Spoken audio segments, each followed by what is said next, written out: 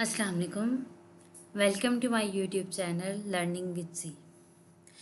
हम learning with जी के platform से मेंटल हेल्थ अवेयरनेस के हवाले से बात कर रहे हैं।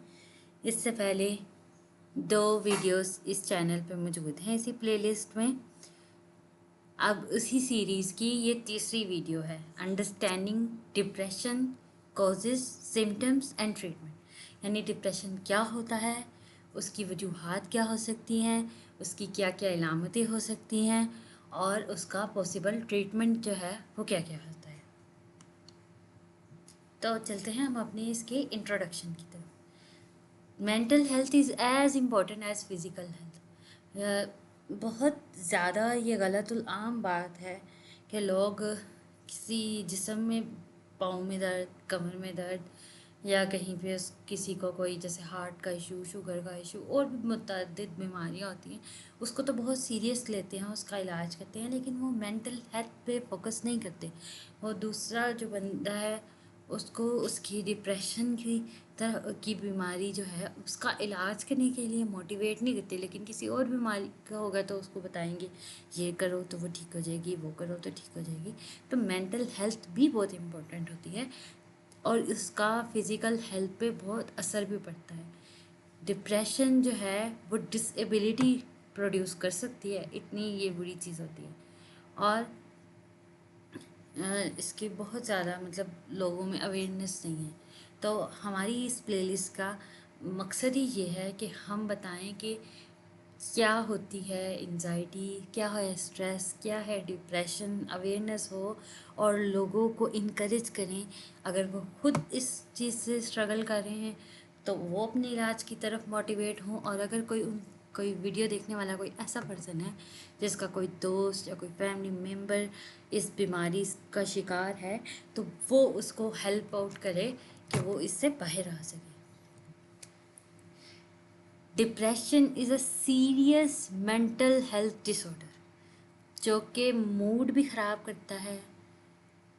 हाँ, मूड स्विंग्स बहुत होते हैं, हमारी थॉट्स जो हैं वो भी बुरे बुरे अजीब अजीब नेगेटिव नेगेटिव ख़यालात आ सकते हैं, हमारा बिहेवियर बहुत चेंज हो जाता है। यानी आप ये कह सकते हैं at the time of depression वो जो पर्सन है वो 100% चेंज हो जाता है। पहले वो बहुत काइंड, बहुत पोलाइट, सॉफ्ट हार्टेड होगा, तो जब डिप्रेशन का उसको अटैक होगा उस टाइम पे वो बहुत रूड भी हो सकता है, बहुत ज़्यादा एनोइंग हो सकता है,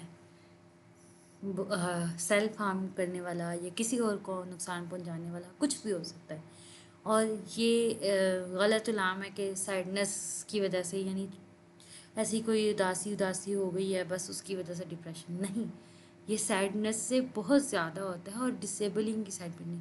WHO यानी वर्ल्ड हेल्थ ऑर्गेनाइजेशन हमें कहती है कि पूरी दुनिया में 280 मिलियन से ज़्यादा लोग डिप्रेशन का शिकार हैं। ये कमज़ोरी की वजह से नहीं होता, ये एक मेडिकल टर्मिनोलॉजी है। जैसे हमें दूसरी बीमारियां लग सकती हैं इसी तरह डिप्रेशन भी एक बीमारी है जो लग सकती है और ट्रीटेबल है, इसका इलाज पॉसिबल है। बस टाइमली उस बीमारी को, जैसे हम कहते हैं ना कि कैंसर वगैरह अगर फर्स्ट स्टेज पे पता चल जाए, डायग्नोसिस उसका हो जाए तो उसका इलाज जल्दी पॉसिबल होता है, लोग ठीक हो जाते हैं।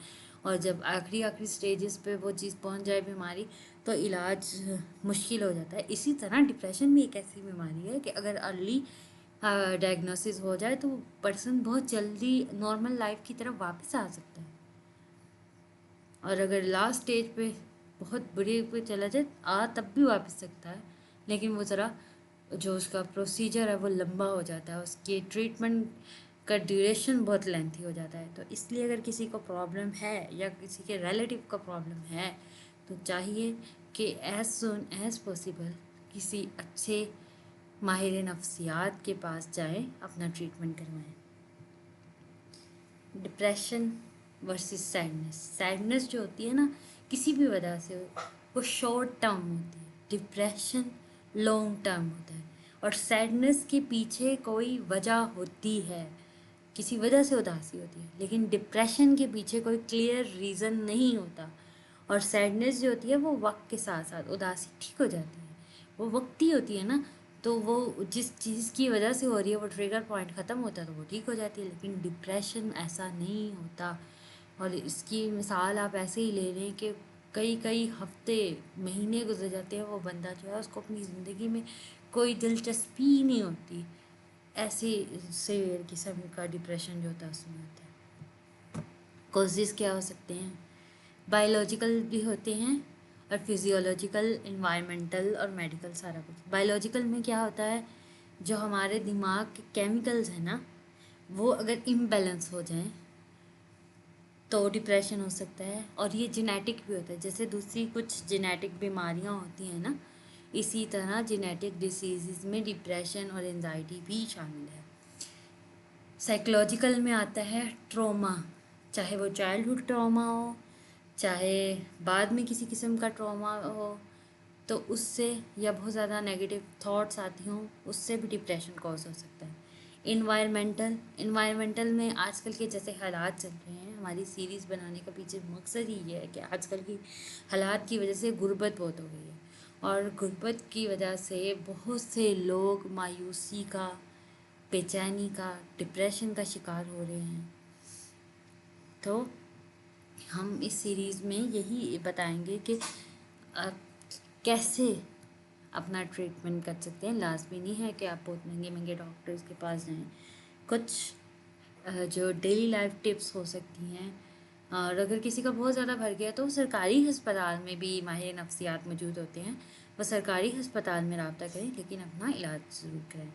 मेडिकल कुछ कंडीशंस होती हैं, जैसे थायराइड वगैरह का मसला है, क्रॉनिक इलनेस हो गई, किसी भी कोई भी बहुत बीमारी जो जड़ पकड़ जाती है ना, उसकी वजह से इंसान को डिप्रेशन होना शुरू हो जाता है, और सोशल आइसोलेशन हो जाती है उस पर्सन को, या वो दोनों चीज़ें होती हैं। या लोग डिप्रेशन की वजह से सोशल आइसोलेट हो जाते हैं, यानी लोगों से मिलना जुलना बंद कर देते हैं, या लोगों से कोई अगर पर्सन मिलता जुलता नहीं है कि अलग थलग अकेला रहता है, तो उस वजह से भी उसको डिप्रेशन हो जाता है।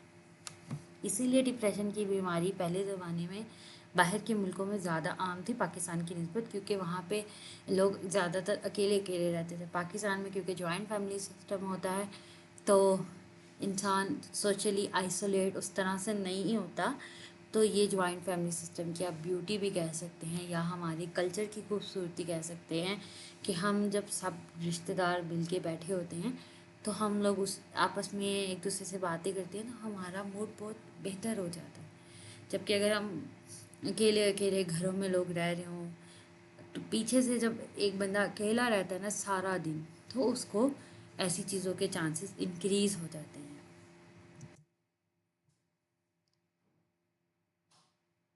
रिस्क फैक्टर्स क्या हो सकते हैं?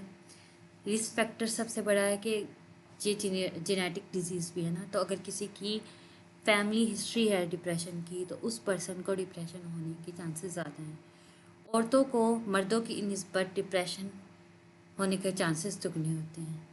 कोई अब्यूज़ हो जाए उसकी वजह से भी हो सकते हैं। और लाइफ इवेंट्स, जैसे खुदा ना खास्ता किसी की शादीशुदा ज़िंदगी अच्छी नहीं चलती, उनकी अलैदगी हो जाती है उससे, या किसी की जॉब छूट जाए उससे, किसी को एग्ज़ाम्स वगैरह की बहुत टेंशन होती है, या अगर किसी का अंदर कॉन्फिडेंस लेवल बहुत कम है तो उससे भी डिप्रेशन जो है वो ट्रिगर हो जाता है। या आप ये कह सकते हैं कि अगर किसी के फैमिली हिस्ट्री में डिप्रेशन था तो उसको होने के चांसेस ज़्यादा हैं। तो उन इन बाकी इवेंट्स में से अगर उसके साथ कुछ भी होता है छोटा मोटा, तो उसको डिप्रेशन बहुत ज़्यादा हो सकता है। इमोशनल सिम्टम्स, इमोशनल सिम्टम्स जैसे हमने बात की थी सैडनेस की। सैडनेस वैसे तो शॉर्ट टर्म होती है, लेकिन अगर सैडनेस ड्यू टू डिप्रेशन हो तो वो बहुत लॉन्ग टर्म में चली जाती है, और होपलेसनेस हो जाती है। इंसान जो रहता है वो हर चीज़ से नाउम्मीद हो जाता है, वो हर चीज़ उसको बुरी लग रही होती है, उसके इंटरेस्ट मर जाते हैं, उसकी जो हॉबीज़ होती थी पहले फेवरेट, वो ख़त्म हो जाती हैं, उसकी जो सोशल लाइफ थी वो बहुत डिस्टर्ब हो जाती है, वो बहुत ज़्यादा इरीटेट होता है हर चीज़ से, और कोई भी चीज़ करके वो उसको गिल्ट महसूस होता है। ज़ाहिर है कोई भी पर्सन किसी से रूड बिहेव नहीं करना चाहता अगर कोई बहुत अच्छा है, लेकिन डिप्रेशन की वजह से वो रूडली बिहेव करता है तो वो बाद में गिल्ट में चला जाता है और उस गिल्ट से उसको और ज़्यादा डिप्रेशन होता है और उसको फिर समझ में भी नहीं आता, कंसंट्रेट नहीं हो रहा होता उससे, उससे फैसले नहीं किए जा रहे होते। वो अपने आप को समझता है कि मेरी कोई वैल्यू ही नहीं है और मैं बेयारो मददगार हूँ। तो अगर आपको कोई ऐसा पर्सन मिले तो आप उसकी प्लीज़ हेल्प करें, और अगर आप खुद हैं तो आप माहिर नफ्सियात से ज़रूर रब्ता करें। नहीं तो जो बेसिक हम इसी सीरीज़ में आपको टेक्निक्स बताएंगे उनको आप ज़रूर फॉलो कीजिए।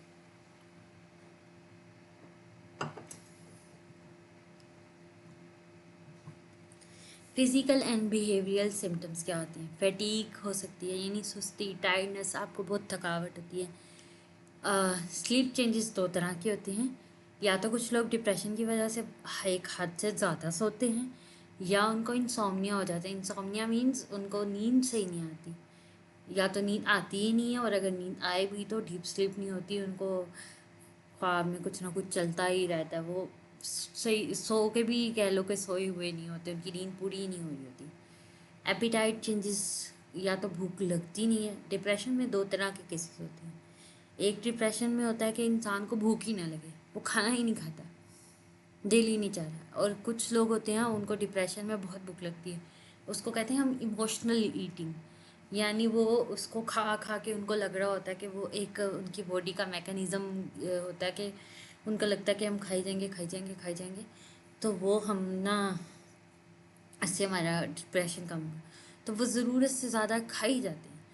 डिप्रेशन की वजह से वेट लॉस भी होता है और वेट गेन भी होता है, क्योंकि जब एपिटाइट चेंज होती है, अब एक बंदा खाए जा रहा है, फजूल में खाए जा रहा है, तो उसने जो खाया वो कहाँ जाना है, उसका वज़न ही बढ़ेगा ना।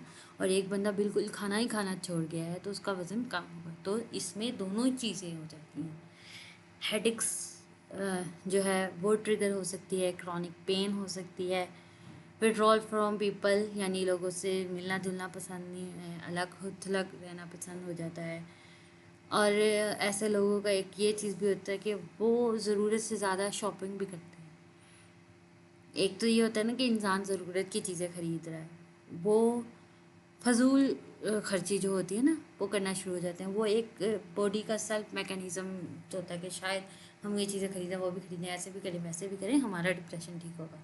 और अगर डिप्रेशन एक हद से बढ़ गया है तो उसको सुसाइडल थॉट्स भी आ सकती हैं, और सुसाइडल अटैम्प्ट्स की भी वो ट्राई कर सकता है। जो ये लास्ट केस है ना, इसके लिए किसी अच्छे माहिर नफ्सियात के पास फ़ौरी तौर पे ऐसे शख्स को लेके जाना चाहिए, ताकि वो इसकी थेरेपी करे। लाजमी नहीं होता मेडिकेशन की तरफ जाए बंदा, समटाइम्स जस्ट वेंट आउट हो जाए, यानी वो उसकी जो भड़ास है, उसके अंदर जो गुबार बढ़ा हुआ है, वो माहिर नफ्सियात से शेयर करे और वो ठीक हो जाता है। और कुछ केसेस में वो माहिर नफ्सियात को पता होता है कि इस पर्सन को दवाई की ज़रूरत है, तो वो फिर ही दवाई देते हैं। डॉक्टर्स फजूल में किसी को हैवी दवाइयाँ नहीं लगाते। अगर किसी को नहीं ज़रूरत होती उसको कोई दवाई नहीं दी जाती, उसका सिर्फ सेशन लिया जाता है, थेरेपी दी जाती है, उसको सिर्फ टेक्निक्स बताई जाती हैं। नेक्स्ट, हम डिप्रेशन के स्टैटिस्टिक्स देखें तो ग्लोबली हमें वर्ल्ड हेल्थ ऑर्गेनाइजेशन ये कहती है कि हर 20 में से एक बंदा जो है डिप्रेशन का शिकार है। तो आप हिसाब लगाइए कितना आम है। और पाकिस्तान में एक तिहाई 34% का मतलब यही है ना कि एक तिहाई लोग जो हैं 1/3 पीपल जो हैं उनको डिप्रेशन के सिम्टम्स आ रहे हैं। और डिप्रेशन जो है ओवरऑल पूरी दुनिया में बहुत फैल रहा है और डिसेबिलिटी काज कर रहा है। अब हम चलते हैं डिप्रेशन की टाइप्स की तरफ। यहाँ आपको टाइप्स ऑफ डिप्रेशन शो हो रही हैं। अब हम 1 बाय 1 सारी टाइप्स को डिस्कस कर लेते हैं। सबसे पहली टाइप है major depressive disorder, MDD, the most common and severe form of depression. इसमें इन जो है कम से कम 2 हफ्ते या 2 हफ्ते से ज़्यादा हो जाए कि उदासी है, बेउम्मीदी है, आपका किसी काम में दिल नहीं चाह रहा, इस तरह का सिम्टम है। और उस वजह से आपकी डेली लाइफ डिस्ट्रॉय हो रही है, आप डे टू डे आपका फंक्शनिंग ठीक नहीं हो रही, और ये भी हो सकता है कि आपको खुदकुशी के ख्यालात आ रहे हैं। तो ऐसे केस में ट्रीटमेंट जो है उसकी ज़रूरत होती है, यानी थेरेपी प्लस मेडिकेशन। क्योंकि अगर सुसाइडल थॉट्स आ रहे हैं तो यूजुअली डॉक्टर्स जो हैं बहुत हैवी नहीं, sometime just very little dose जो होती है मेडिसिन की वो दे के पर्सन को नॉर्मल लाइफ की तरफ ले आया जाता है। नेक्स्ट है परसिस्टेंट डिप्रेसिव डिसऑर्डर। परसिस्टेंट का मतलब है बहुत लॉन्ग लास्टिंग। यहाँ विषय में हम बात कर रहे थे 2 हफ्ते से ज़्यादा। अब अगर किसी पर्सन को 2 साल हो गए हैं या 2 साल से भी ऊपर टाइम हो गया है, लेकिन उसको बहुत ज़्यादा डिप्रेशन है, बहुत ज़्यादा मायूसी है, वो ठीक नहीं हो रहा, तो हम उसको कहते हैं परसिस्टेंट डिप्रेसिव डिसऑर्डर। ये लॉन्ग लास्टिंग सिम्टम्स होते हैं, बहुत सवेर लाजमी नहीं होता कि बहुत सवेर हो। बहुत सवेर इसलिए नहीं क्योंकि कुछ लोगों को उस लाइफ के साथ टैकल करना आ गया होता है। जैसे जब बीमारी या कोई भी चीज़ होती है, नई नई होती है, हमें समझ नहीं आती हम उसको क्या करें, लेकिन वो बीमारी लॉन्ग टर्म होती है, हम उसको थोड़ा थोड़ा टैकल करना सीख जाते हैं कि इसको कैसे गुजारा करना है, हमने इसके साथ कैसे रहना है। और ऐसे लोग ना ज़्यादातर उनको बहुत उदास उदास लगते हैं, उनकी एनर्जी कम कम फील होती है। तो इन लोगों के लिए बेस्ट होता है कि थेरेपी एंड लाइफस्टाइल चेंजेस करके ये बिल्कुल ठीक हो सकते हैं। नेक्स्ट है बाईपोलर डिसऑर्डर।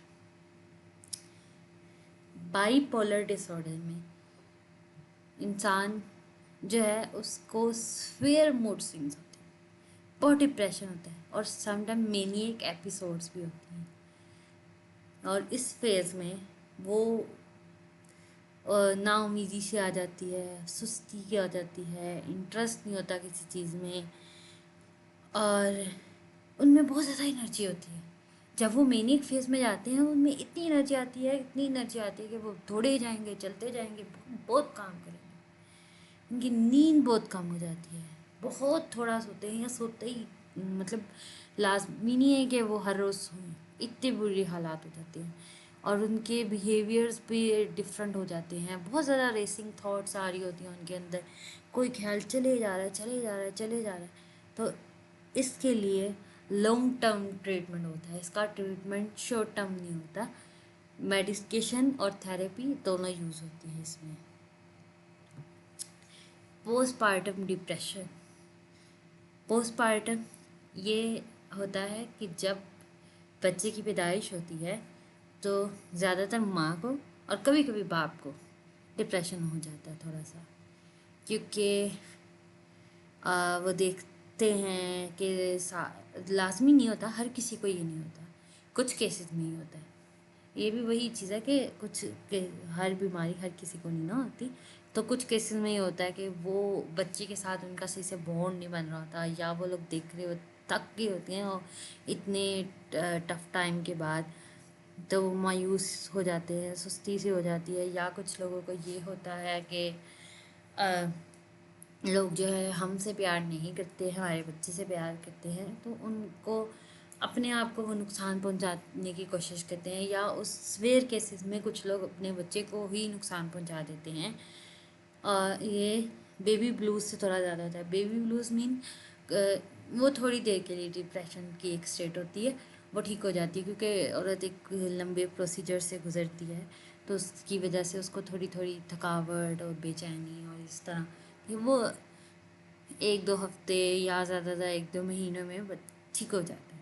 लेकिन पोस्टपार्टम डिप्रेशन जो होता है वो लॉन्ग टर्म भी हो सकता है, तो उसके लिए अर्जेंट मेडिकल और इमोशनल सपोर्ट की ज़रूरत होती है, ताकि वो औरत या वो मर्द अपने आप को या अपने बच्चे को कोई नुकसान ना पहुंचाए। Seasonal affective disorder SAD। Usually जब सीज़न चेंज होता है कुछ लोगों को डिप्रेशन होता है, या ये कह लें कि विंटर सीज़न में डिप्रेशन के चांसेस इंक्रीज़ हो जाते हैं, क्योंकि कह सकते हैं आपके खुशी प्रोड्यूस करने वाले हार्मोन्स जो होते हैं विंटर सीज़न में कम जनरेट होते हैं, क्योंकि लैक ऑफ सनलाइट होती है। जो हमारी सनलाइट है ना, वो भी हमें जो है हमारे मूड को स्टेबलाइज करती है, हमें सेरोटोनिन जैसे कि हार्मोन्स हमारी बॉडी में जनरेट करती है, जो खुशी के हार्मोन्स होते हैं। इसके सिम्टम्स होते हैं fatigue, over sleeping, over eating, weight gain. यानी आप फजूल खाए जा रहे हो, फजूल में सोए जा रहे हो, आपको थकावट हो रही है कुछ ना करके भी, और आपका वज़न जो है वो बढ़ रहा है। और ये स्प्रिंग और समर सीज़न में बेहतर होती है ऐसे लोगों का डिप्रेशन, और ये जो है विंटर सीज़न में ज़्यादा हो जाता है। आपने देखा होगा कि इस किस्म के कुछ लोग होते हैं जो यूजुअली ठीक रहते हैं, पर उनको सर्दियों में थोड़ा इशू हो जाता है। तो इसके लिए बहुत ज़्यादा इशू नहीं है लाइट थेरेपी, और क्योंकि लैक ऑफ सनलाइट की वजह से अगर ट्रिगर हुआ हो तो सनलाइट हमें विटामिन डी प्रोवाइड करती है। विटामिन डी की डेफिशिएंसी से भी समटाइम डिप्रेशन हो जाता है। तो विटामिन डी की है वो डॉक्टर ही आपको रिकमेंड करें तो आपने खाना होता है, खुद से नहीं खाना, क्योंकि विटामिन डी, कोई भी विटामिन हमारी बॉडी में एक लिमिट होती है, अगर उससे कम हो जाए तो भी डेंजरस है, ज़्यादा हो जाए तो भी डेंजरस है। तो वो डॉक्टर ही बता सकते हैं आपको, या टेस्ट जो होता है उससे पता चलता है कि आपको ज़रूरत है या नहीं है। अलॉन्ग विथ साइकोथेरेपी इसकी थेरेपी होती है, ठीक है। एटिपिकल डिप्रेशन, एटिपिकल में mood temporary improve with positive events. यानी वो पर्सन जो है वैसे बेशक उसको डिप्रेशन हो रहा है, लेकिन अगर कोई पॉजिटिव इवेंट्स होते हैं तो वो बड़ा खुश खुश रहता है। इसके सिम्टम्स में इंक्रीज एपिटाइट, भूख बहुत लगती है, वजन बहुत बढ़ता है, ज़्यादा बर्दाश्त होता है, और उसकी टांगे और बाजू उसको जो है ना हैवीनेस फील होती है ही। और ये बहुत सेंसिटिव लोग होते हैं, कोई इनको रिजेक्ट कर दे तो, या क्रिटिसाइज कर दे तो इनको बहुत बुरा लग जाता है। Can last for year if untreated. अगर वैसे ये बड़ी जल्दी ठीक हो सकती है, लेकिन अगर ट्रीटमेंट ना हो तो फिर ये बहुत लॉन्ग लास्टिंग भी डिप्रेशन रहता है। Psychotic depression, severe depression combined with साइकोसिस, डिल्यूजन और हेलुसिनेशंस। आप लोगों ने अक्सर सुना होगा कि कुछ लोग कहते हैं उनको जिन चमड़ गया, आम जुबान में हम कहते हैं ये कैसी कैसी बहकी बहकी बातें करता है, ये कहता है मुझे जिन्नात नज़र आ रहे हैं, मुझे फलाना नज़र आ रहा है। ये डिप्रेशन की एक किस्म है, कोई जिन नहीं चमड़ता, कोई ऐसी चीज़ नहीं होती। हमें हेलुसिनेशन हो रही होती है, हमें लग रहा होता है कि मीन्स जो पेशेंट है उसको ऐसे लग रहा होता है कि मेरे पास कोई है। किसी केस में उसको लगेगा शायद मेरे पास है कोई, किसी चीज़ में उसको लगेगा किसी जानवर की आवाज़ आ रही है, किसी को सांप नज़र आ रहा है, या किसी को इंसान कोई नज़र आ रहा है। और समटाइम कुछ लोग कहते हैं कि मैं जो हूँ मैं कोई वलीउल्लाह हूँ, मुझे मेरे पे वही उतरती है, फलां है। इस तरह की चीज़ें भी हो जाती हैं।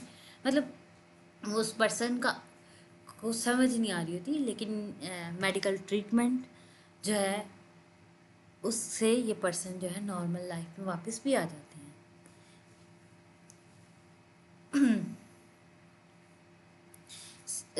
Delusions often involve guilt, poverty or illness. Hallucination may include voices reinforcing negative thoughts.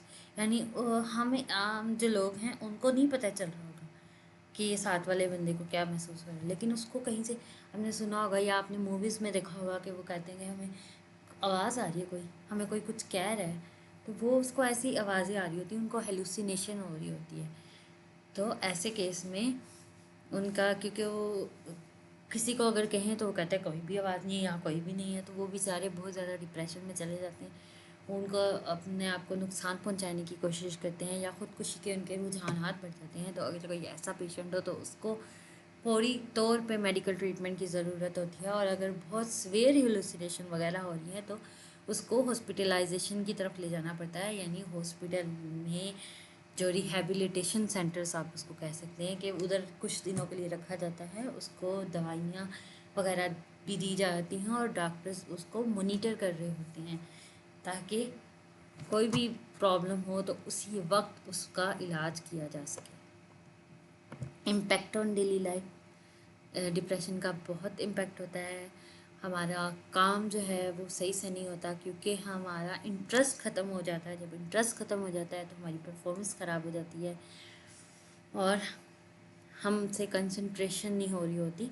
तो हमारी हेल्थ जो है, ऐसे पेशेंट की हेल्थ जो है वो बुरी होती जा रही होती है। पहले डिप्रेशन होगा, फिर हेल्थ ख़राब होगी, हेल्थ ख़राब होगी तो उससे वो डिप्रेशन होगा, फिर वो एक लूप में चलना शुरू हो जाता है। कभी उसको हेल्थ की वजह से डिप्रेशन हो रहा होगा, कभी डिप्रेशन की वजह से हेल्थ डिस्ट्रॉय हो रही होगी। तो हमें जो ये कह लें, ऐसे पेशेंट के बारे में बहुत ख्याल करना चाहिए। अगर किसी की कोई दोस्त, कोई बहन भाई, कोई रिश्तेदार ऐसा है तो उसकी हेल्प आउट करें, उसको जज ना करें कि ये कैसी कैसी बातें करते हैं। जज ना करें, आप उसकी हेल्प करें, क्योंकि हाँ, अगर जो आपकी वजह से क्या पता कोई इंसान जो है वो नॉर्मल लाइफ में वापस आ जाए। मिथ्स और फैक्ट्स। मिथ्स हैं डिप्रेशन बस एक मायूसी है, नहीं, ये मेडिकल कंडीशन होती है, जैसे कि हम पीछे बड़ी तफसील से बयान कर चुके हैं कि किस किस वजह से होती है। फिर कुछ लोग कहते हैं कि खाली कमज़ोर लोगों को डिप्रेशन होता है, नहीं, किसी को भी हो सकता है। जब WHO कह रही है कि 20 में से एक शख्स को डिप्रेशन है, तो क्या हमारी हर 20 में से एक आबादी का बंदा जो है वो कमज़ोर है? नहीं, ये एक मेडिकल टर्म है। डिप्रेशन इज़ नॉट ट्रीटेबल, ये भी एक मिथ है, लेकिन रिकवरी हो जाती है। बहुत से लोग ऐसे होते हैं जो स्वेयर सुसाइडल अटेम्प्ट्स कर चुके होते हैं, लेकिन जब वो डॉक्टर्स के पास जाते हैं, माहिर नफ्सियात के पास जाते हैं और माहिर नफ्सियात उनका इलाज करते हैं, वो एक नॉर्मल लाइफ की तरफ वापस आ जाते हैं और वो डिप्रेशन को उनकी ज़िंदगी से बिल्कुल ख़त्म हो जाता है। तो रिकवरी पॉसिबल है। ट्रीटमेंट ऑप्शन जो होते हैं उसमें डॉक्टर की काउंसलिंग होती है। CBT जो है, CBT calls for cognitive behaviour therapy. ये फैमिली मेम्बर्स को के लिए डॉक्टर सिखाते हैं। तो हम ये सारी जितनी भी थेरेपीज़ हैं ना और जितनी भी एक्सरसाइजेज हैं उनके ऊपर लॉन्ग वीडियो भी बनाएंगे, ताकि आप लोग उससे फ़ायदा उठा सकें। फिर कुछ मेडिकेशंस होती हैं जैसे SSRIs, यानी इसमें सिलेक्टिव सेरोटोनिन दिया जाता है। सेरोटोनिन जो होता है ना, खुशी प्रोड्यूस करने वाले हार्मोन्स होते हैं। अगर किसी को उसकी कमी से हो रहा हो तो वो दिया जाता है। अगर किसी को होता है कि न्यूरॉन्स जो होते हैं हमारे वो डिस्टर्ब हो जाते हैं, तो SNRIs दिए जाते हैं, यानी वो न्यूरॉन्स पे जाके काम कर रहे होते हैं। किसी को ट्राईसाइकिल चाहिए होती हैं, तो वो डॉक्टर को ही पता होता है। कभी भी किसी से पूछ के एंटी डिप्रेशन नहीं खा सकते कि उसको उससे फ़र्क पड़ा है तो मुझे भी पड़ जाएगा। नो, वो डॉक्टर ही जानता है कि किसको कौन सी दवाई देनी है। अलबत्ता जो एक्सरसाइजेज हैं वो आप किसी को भी बता सकते हैं कि आप कौन कौन सी एक्सरसाइज करके, कौन कौन सी टेक्निक लगा के अपने आप को रिलैक्स करने की कोशिश करते हैं, वो आप बता सकते हैं। मेडिसिन आप किसी की बताई हुई जो है वो इस्तेमाल नहीं कर सकते। कोपिंग स्ट्रेटेजीज आप क्या कर सकते हैं? Talk to trusted people. कोई ना कोई ज़िंदगी में एक बंदा तो ऐसा होगा ना जिस पे आपको मुकम्मल एतबार हो, जिससे आप बात कर सकते हो, अपनी दिल की कैफियत बता सकते हो, तो आप उससे बात करें। फिर अपने डेली स्मॉल गोल्स बनाएं। बहुत लंबा करेंगे ना, मैंने ये भी करना है, ये भी करना है, ये भी करना है, तो आप तो सोच के ही थक जाएंगे। लेकिन अगर आप सिर्फ एक काम का कहो कि कल मैंने बस इतना छोटा सा काम करना है, तो वो आपसे किया जाएगा और आप मोटिवेट भी हो जाओगे। तो रोज़ थोड़ा थोड़ा थोड़ा थोड़ा थोड़ा अपने आप को बेहतर करें, एक्टिव रहें, योगा करें, एक्सरसाइज करें। माइंडफुलनेस टेक्निक्स होती है। ये सारी टेक्निक्स जो हैं इनके ऊपर मैं लॉन्ग वीडियो भी बनाऊंगी। माइंडफुलनेस की शॉर्ट टर्म आपको ये बता देती हूँ कि आपने इसमें ये करना होता है कि अपना फोकस जो है ना उसको डाइवर्ट करना है। आप नेगेटिव थॉट्स आ रही है आपके अंदर, तो आपने क्या करना है, अपने आप को किसी भी सामने की चीज़ को मॉनिटर करना शुरू कर देना है। उस पर उसको ऑब्ज़र्व करें, उसके बारे में डीपली ऑब्जर्वेशन करें, आपका जो है अटेंशन डाइवर्ट हो जाएगी। मतलब आप इस किस्म की छोटी छोटी चीज़ें कर सकते हैं। और अगर किसी को बहुत इशू है तो जितनी जल्दी हो सके किसी अच्छे माहिर नफ्सियात से रब्ता करें। सपोर्टिंग समवन, आप किसी को जज ना करें। अगर कोई आपका फैमिली मेम्बर ऐसे है, उसकी बातें गौर से सुनें, उसको इनकरेज करें, उस पर तनकीद ना करें, उसके छोटे छोटे कामों में उसकी मदद करें, उसको यकीन दिलाएं कि वो काबिल इज़्ज़त है, उसकी कोई वर्थ है, वो ऐसे बेकार इंसान नहीं है, ताकि वो इनकरेज हो और नॉर्मल लाइफ की तरफ आए। और उसको, अगर आपको लगता है कि इस कदर उसका हाल ख़राब है कि उसको थेरेपी या मेडिकल हेल्प की ज़रूरत है, तो आप उसको इनकरेज करें कि वो डॉक्टर के पास जाए और अपना इलाज कराए। रिकवरी टाइमलाइन सबसे ये लंबी भी हो सकती है रिकवरी, और छोटी भी हो सकती है। सबसे पहली चीज़ तो ये है कि रिकॉग्निशन हो जाए, रिकॉग्नाइज हो कि वो जो पर्सन है उसको एंजाइटी है या डिप्रेशन है, और अगर एंजाइटी या डिप्रेशन में से है तो कौन सा है, तो ये डॉक्टर रिकॉग्नाइज करते हैं। फिर उसके लिहाज से हेल्प चाहिए होगी, फिर ट्रीटमेंट, लाइफस्टाइल एडजस्टमेंट, और अगर किसी के इशू ज़्यादा है तो लॉन्ग टर्म रिकवरी। लेकिन रिकवरी चाहे स्लो हो लेकिन पॉसिबल है।